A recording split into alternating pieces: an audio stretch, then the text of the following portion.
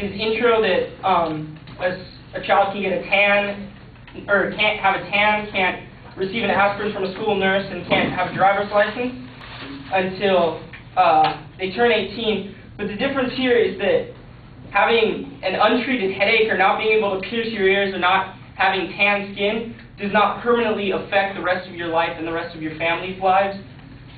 And the thing is, pregnancy is a huge financial burden. It's a huge burden of time for a high school student. It basically ruins the rest of their lives, and getting a tan or having an aspirin or even getting your driver's license does not have that same gratuitous effect on your entire life. And next I'd like to respond to is claim the average American family and how the financial burden on the family would affect the family would be spending a lot of money on the abortion, and this is a reason that kids should tell them in advance so they can make the money. But truly, this is just another reason kids won't want to tell their parents to get them an abortion. Like, I know as a kid, or if your parents paid for your gas back before, you probably were scared to ask them for gas money too often, or you don't want to ask them for the money to get an abortion. That's why you're not going to want parental consent. It's going to be more likely to receive a backstreet abortion, which is an extremely dangerous procedure that is much more likely when the female is required to tell her parents in order to get a safe abortion. And so if they were able to get them without telling their parents, they wouldn't have to worry about the dangers of the backstreet abortion or any kind of shady happenings like that. And another thing about telling your family is easy if you know your family and you talk to your family, and talking to your family, or it's not easy, that's wrong, but it wouldn't be as much of a thing. Like most females would tell their parents about an unintended pregnancy. Most people have the most faith in their parents, and there are some reasons, including abuse or rape or incest, that they cannot tell their parents that they're pregnant. And if their family is going to abuse them for it, if they have a history of abusive family, then they're not going to want to tell their parents.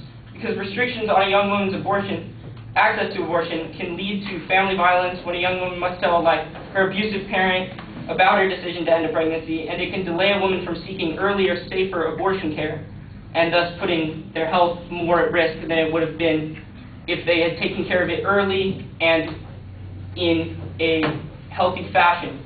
Because the later in a pregnancy it gets, the more dangerous that it is to get an abortion. And it's healthier to do it in the first trimester.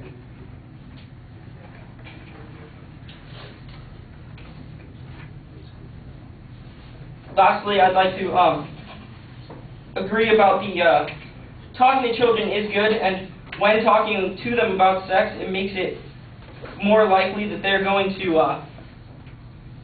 come to you and tell you they're going to be safe. And just another reason you don't need to force them to tell you, because it seems like if it's something where you don't trust your child enough to where you want a legal action to force them to tell you that they have an abortion, what are you going to do? Are you going to get mad at them? It seems like a very unnecessary thing. If you are a good parent and you talk to your kids and you tell them how you feel, they're most likely going to come to you more than anyone with their problems. Now, I'd like to say, and one thing about the majority of Californians have been against consent laws for 3 elections in the last 5 years. In 2008, voters defeated Prop 4 with 52% no. And in 2006, voters defeated Prop 85 with 54% no. And in 2005, they defeated Prop 73 with 52% no.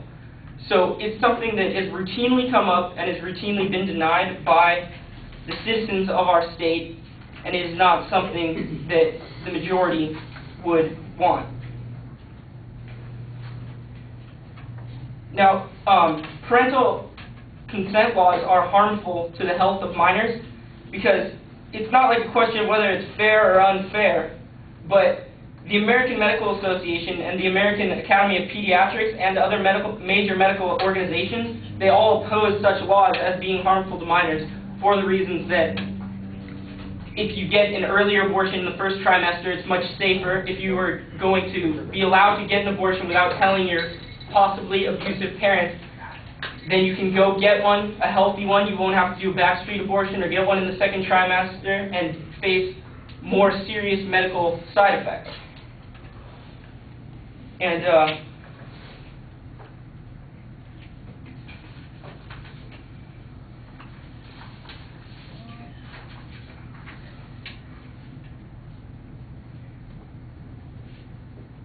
yeah, one more thing about unsafe abortions are dangerous to teens, and teens could be pressured into them by not having someone to talk to about it, and many women have died or had serious medical problems as a result of this.